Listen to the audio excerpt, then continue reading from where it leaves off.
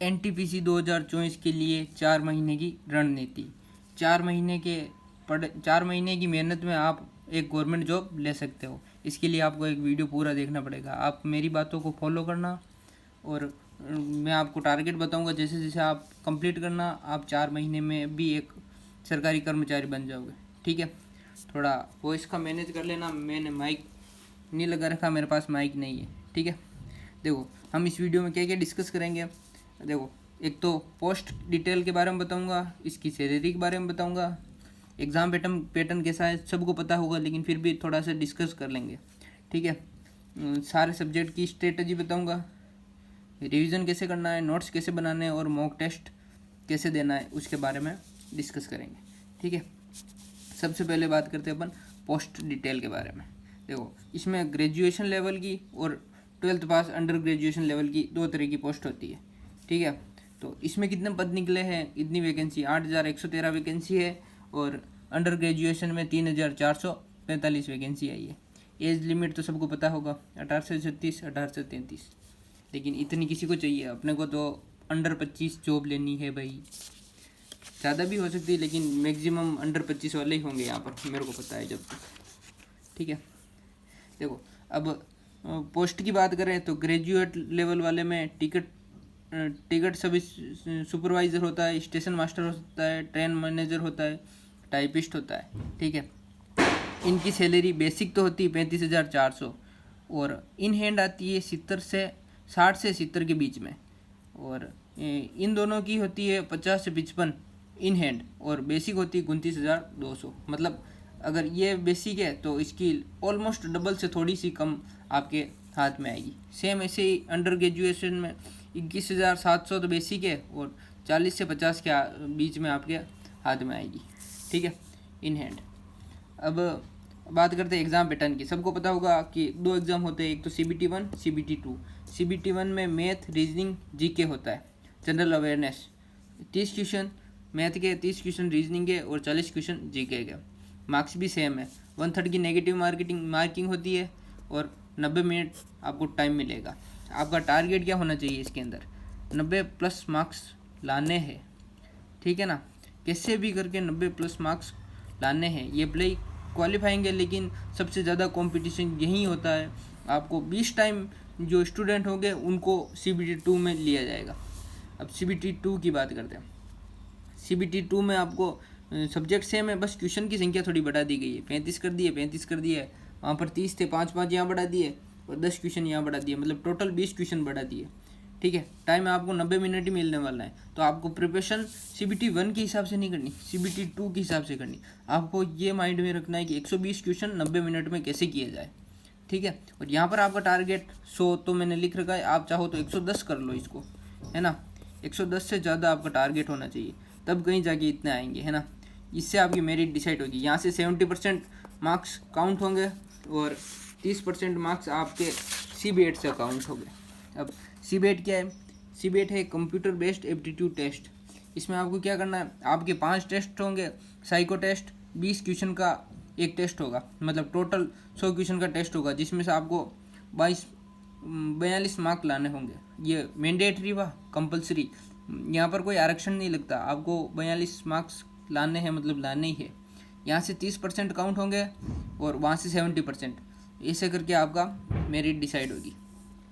ये केवल traffic assistant और स्टेशन मास्टर के लिए, और मेरे को लगता है जब तक सबकी ड्रीम पोस्ट स्टेशन मास्टर होगी, क्योंकि ये सबसे वहाँ की पावरफुल पोस्ट मानी जाती है। ठीक है, अब टाइपिंग टेस्ट आप इंग्लिश हिंदी दोनों में कर सकते हो। मेरे को तो नहीं लगता हिंदी में कोई करता होगा, इंग्लिश में सब करते हैं क्योंकि चैटिंग सब करते हैं। तो आपको 30 वर्ड पर मिनट की स्पीड रखनी होगी, ये भी क्वालिफाइंग है। ये तो ईजी है, ज़्यादा कोई टफ नहीं है। आप थोड़ी थोड़ी प्रैक्टिस करोगे, हफ्ते में 1 बार करोगे तो भी आराम से हो जाएगा। ठीक है, अब बात करते हैं सबसे मेन स्ट्रेटजी के बारे में। ठीक है, अब हमने अपनी स्ट्रेटजी कैसी होनी चाहिए। देखो, 4 महीने हैं, 4 महीने में आपको सिलेबस कंप्लीट करना है। अब ये कोई सिंपल टास्क तो है नहीं जो हो जाएगा, आपको 4 महीने लगाने तो थोड़ा मुश्किल तो है। चलो बात करते हैं इसके बारे में कैसे होगा। सबसे पहले तो आपको कोई भी ऑनलाइन कोचिंग सेंटर ज्वाइन करना है। ऑफलाइन में टाइम बहुत वेस्ट होता है, इसलिए ऑनलाइन बहुत बेस्ट है। मेरे हिसाब से आप कैरियर व्हील से रैंकर गुरुकुल ज्वाइन कर सकते हो, बहुत अच्छे टीचर है दोनों। आपको अपना टाइम यूट्यूब पर वेस्ट नहीं करना है, क्योंकि यूट्यूब पर आपको पूरा कोर्स कहीं नहीं मिलने वाला, आपको सब आधे अधूरे कोर्स मिलेंगे, इससे आपका टाइम वेस्ट होगा। मैंने भी अपने 2 महीने ख़राब किए, फिर मैंने कैरियर बिल का गगन प्रताप सर का मैथ का बेच लिया था। ठीक है, तो आपको यहाँ पर टाइम वेस्ट नहीं करना। मैं एसएससी सीजीएल की प्रिपरेशन करने वाला हूँ, लेकिन एसएससी सीजीएल के साथ में ऐसे बहुत एग्ज़ाम होते हैं जो आप दे सकते हो। अगर आप चाहते हो तो मैं उस पर भी डिटेल वीडियो बना दूंगा, आप कमेंट कर देना कि अगर एसएससी सीजीएल का सिलेबस कवर करूँ तो उसके साथ साथ में कौन कौन से एग्ज़ाम दे सकता हूँ। ठीक है, तो आगे बात करते हैं। आपको सोशल मीडिया ऐप रिमूव कर देना। भाई 4 महीने में अगर आपको इतनी अच्छी जॉब मिल रही है, आपकी रेस्पेक्ट कितनी होगी समाज के अंदर, तो आप थोड़े दिन इसको रिमूव कर दो ना भाई। क्यों रील्स के चक्कर में? अपन को लगता है कि 5 मिनट रील देकर आराम मिलेगा, लेकिन वो 5 मिनट कब 50 मिनट में बदल जाते पता ही नहीं चलता। ठीक है ना। आपको पर्सनल रिलेशनशिप को भी थोड़े दिन के लिए पॉज कर देना है कि भाई गर्लफ्रेंड बॉयफ्रेंड हो तो उसको बोल देना कि भाई मेरे को 4 महीने 5 महीने दे दे, फिर बात करेंगे खूब। अब इसके बात करते हैं 4 महीने में सिलेबस कैसे कंप्लीट होगा। चलो बात करते हैं अपन मैथमेटिक्स के बारे में। ठीक है, सबसे पहले आपको 2 क्लास डेली लेनी पड़ेगी। ठीक है ना, सिलेबस इसका बहुत वास्ट है, तो आपको 2 क्लास एटलीस्ट इसकी लेनी पड़ेंगी। 3 से 4 घंटे डेली मैथ को देने पड़ेंगे। आपको डेली जो जो कंसेप्ट है उसका रिवीजन करना है। ठीक है, जो भी कंसेप्ट आज पढ़ा, नया कंसेप्ट आपको जो समझ में आया नहीं आया हो, फॉर्मूले लिख दो और जस्ट 2 मिनट में रिवाइज कर लो। डेली करना है। और आपको नोट्स बनाने प्रॉपर मैथमेटिक्स के, है ना, ताकि अब आप आगे किसी और की प्रिपरेशन करो तो भी आपके ये काम आ सके, है ना। और PYQ आपको पुराने जो भी एग्ज़ाम हो चुके हैं एसएससी के सारे आपको PYQ लगाते रहने हैं। एसएससी CGL के भी लगाना, क्योंकि CGL के लगाओगे तो NTPC तो आराम से निकल ही जाएगा, कोई टफ नहीं है ये CGL के मुकाबले, है ना। तो आप PYQ लगाने चैप्टर कंप्लीट होने के बाद में। जैसे ही आपका परसेंटेज का चैप्टर कंप्लीट हुआ आप जाओ PYQ लगाओ। जैसे आपका रेशो का चैप्टर कंप्लीट हुआ तो आप मिक्स में रिवीजन करो, जैसे परसेंटेज के भी लगाओ और रेशो के भी लगाओ।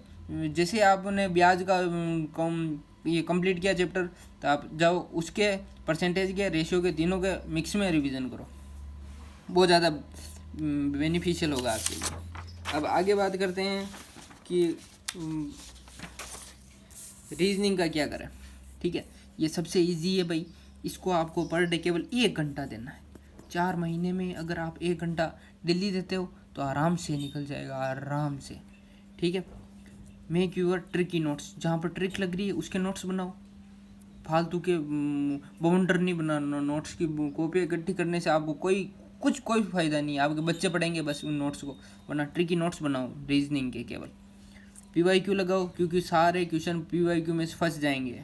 ठीक है, अब आपको क्या क्या मेन ध्यान रखना है। Square, cube, prime number, table. Square 40 तक, क्यूब 30 तक, प्राइम नंबर 100 तक और टेबल 25 तक आपको फिंगर टिप पर होनी चाहिए, तब आपकी रीजनिंग बेस्ट हो जाएगी। मेरा मैथमेटिक्स बैकग्राउंड है तो मेरे को रीजनिंग इजी लगती है, और उसके पीछे का कारण यही कि मेरा बेस मैथ का कंप्लीट है, मेरी थिंकिंग डेवलप हो चुकी है मैथ को लेकर। आपको स्टार्टिंग कहाँ से करनी है? स्टार्ट करनी है कोडिंग, डिकोडिंग, पजल और नंबर सीरीज। अगर इन तीनों से स्टार्टिंग करते हो, ये अगर बेस्ट हो गई ना, तो आपकी रीजनिंग ऑटोमेटिक बेस्ट हो जाएगी। इनको सबसे पहले निपटाना है। और आपको कोई ऑनलाइन कोर्स नहीं करना है, ख़रीदना है। यूट्यूब पर अनुभव सर है, उनके 50 वीडियो की प्लेलिस्ट पड़ी है, जाकर देख लो, यहाँ से हो जाएगा। कोई आपको परचेज़ करने की ज़रूरत नहीं है। ठीक है, अब होता है सबसे बवंडर चीज़, तो जीके। जीके क्या बोलता है? मैं तुम्हें बर्बाद कर दूंगा। फिर रिप्लाई क्या करता है? अगर बर्बाद नहीं होना है तो A1 गुरुजी की बात मान लो। ठीक है ना, मतलब आप मेरी बात मानोगे तो आप बर्बाद नहीं होंगे। चलो मजाक बहुत होगी, अब बात करते हैं कैसे करनी स्ट्रेटजी। आपको इसके भी नोट्स बनाने हैं। ठीक है, डेली 1 क्लास लेनी है, तो आप कितनी क्लासें ले लोगे? 120 क्लासें 4 महीने में।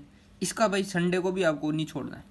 संडे को भी 1 क्लास में कोई टाइम नहीं लगता, 2 घंटे ही लगता है। और मेरे को लगता है जहाँ तक जीके आप 2x में भी देखो ना तो भी कोई फ़र्क नहीं पड़ता, क्योंकि जीके में क्या है कंसेप्ट, केवल रटने वाली चीज़ है। तो इसमें क्या कंसेप्ट लगाओगे आप? 120 क्लासें होगी, 2x में देखनी है क्लास। ठीक है, अब क्या देखना है? स्टैटिक जीके कहाँ से पढ़ना है आपको? नवीन सर की 35 वीडियो की प्लेलिस्ट पड़ी है, उसको 10 बार निपटा दो।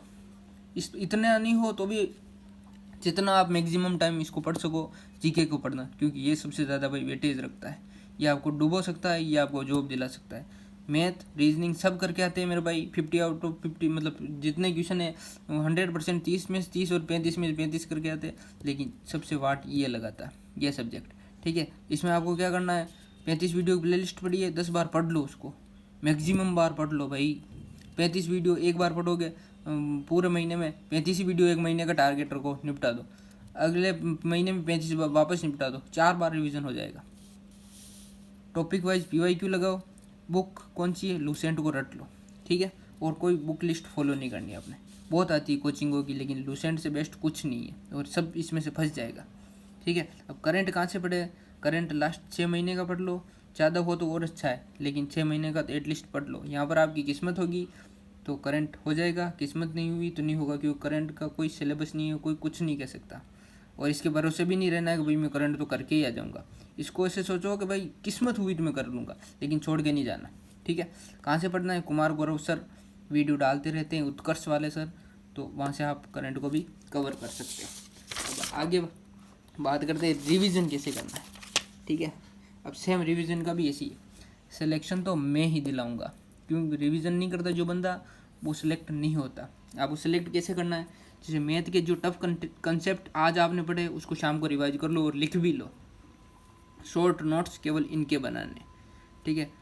ये तो SSC CGL के लिए। स्टैटिक जीके आप डेली रिवीजन करो, ठीक ना। जितना पढ़ा उतना शाम को आपको याद होना चाहिए मेरे भाई। डेली रिवीजन करोगे तभी आपका स्टैटिक जीके माइंड में फिट होगा। 4 बार रिवीजन फिक्स हो जाएगा, आप टीचर बन जाओगे स्टैटिक जीके गए तो, ठीक है ना। संडे को क्या करना है, आपको केवल रिवीजन करना है। स्टैटिक जीके की क्लास लेनी है, लेकिन अदर 2 सब्जेक्ट है तो उनका रिवीजन करना है। अगर आपको सब याद है तो आप चाहो तो मूवी देख सकते हो, ठीक है, क्योंकि खुद को रिवार्ड देना भी ज़रूरी होता है। जैसे मैं करता था कि भाई ये जैसे ही चैप्टर हो जाएगा फिर मैं खाऊंगा, ये जैसे ही कंप्लीट हो जाएगा फिर मैं मूवी देखूंगा। ऐसा खुद को रिवार्ड देता था, ताकि एक क्यूरियोसिटी होती है खुद के अंदर कि भाई हाँ ये करना है, ये करना है। अब आपको मॉक टेस्ट के बारे में बात करना है। रिवीजन भाई समझ गए ना कि भाई रिवीजन सबसे बेस्ट है, जितना ज़्यादा रिवीजन करोगे उतने फ़ायदे में रहोगे मेरे भाई। अब मॉक टेस्ट आपको 150 एटलीस्ट 150 मॉक टेस्ट तो लगाना ही है। मॉक टेस्ट कभी स्टार्ट करें, जब आपका 60 से 70% सिलेबस हो जाए, तब आपको मॉक टेस्ट स्टार्ट करना है। डेली का 1 मॉक टेस्ट 2 मॉक टेस्ट लगाओ, लेकिन उसका एनालिसिस ज़रूरी है। आप 5 लगा रहे हो और एनालिसिस नहीं कर रहे हो तो कोई फ़ायदा नहीं है भाई। इससे बढ़िया 1 लगाओ और आप एनालिसिस करो उसका, ठीक है। अब ये रामबाण सूप ये क्या है, इसके बारे में बता रहा हूँ। आपको 4 बुक 40 बार रिवीजन करनी, ना कि 10 बुक 4 बार रिवीजन करनी, समझ रहे हो ना। Minimum resource multiple time revision, maximum resource minimum revision, ये आपको फेल करा देगा। ये सिलेक्शन नहीं लेते हैं, ये बस केवल जॉब की तैयारी करते हैं, इनका सिलेक्शन कभी नहीं होता, इनका ही होता है, ये सब टॉपर बनते हैं। तो इससे अच्छा है आप मैक्सिमम रिवीजन करो, कम से कम बुक लिस्ट पर ध्यान दो, ठीक है। Thank you. कैसा लगा वीडियो कमेंट करके ज़रूर बताना।